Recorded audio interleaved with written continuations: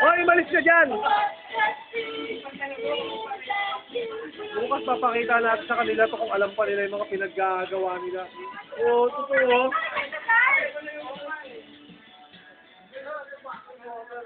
Ayan po, yung babaeng yan, medyo nasiraan ho ng ulo dahil medyo nawalan ho ng ano. Oo. Lost-minded daw ito. Yan po, kita nyo naman. Masakit po ang nangyari sa babaeng yan. Napakasaklap. Saklap. Yan, lagtok yung ulo. Marami po nagbalod, hindi nagbayad, dinamdam niya po.